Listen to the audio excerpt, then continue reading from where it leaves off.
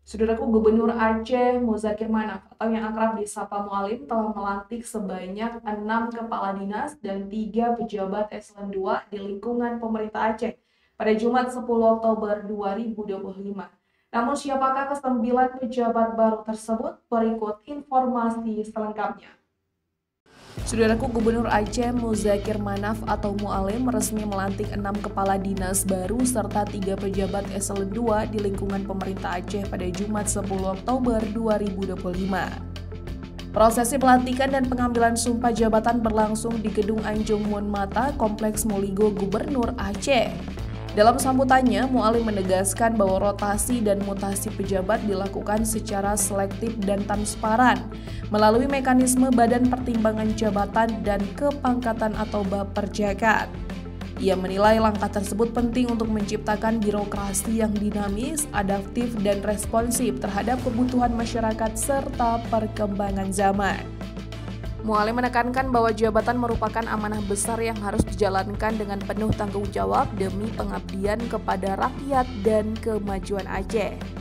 Ia juga mengingatkan bahwa sumpah jabatan yang diucapkan merupakan janji kepada Allah Subhanahu wa Ta'ala, sehingga setiap pejabat wajib menjunjung tinggi integritas, disiplin, dan profesionalisme.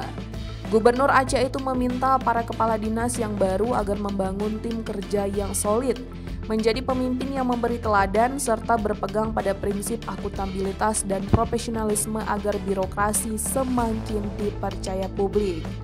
Selain itu, Mualim juga menyerukan agar seluruh pejabat mendukung pelaksanaan visi dan misi pemerintah Aceh, sebagaimana tertuang dalam Rencana Pembangunan Jangka Menengah Aceh atau RPJMA 2025-2029. Ia menilai tantangan yang dihadapi masih besar seperti kemiskinan, pengangguran, stunting, dan percepatan realisasi program prioritas. Berikut daftar pejabat yang dilantik. Dedi Yuswadi AP menjadi Kepala Dinas Kebudayaan dan Pariwisata atau Disbudpar Aceh. Yang kedua, Almuniza Kamal sebagai staf ahli Gubernur Aceh.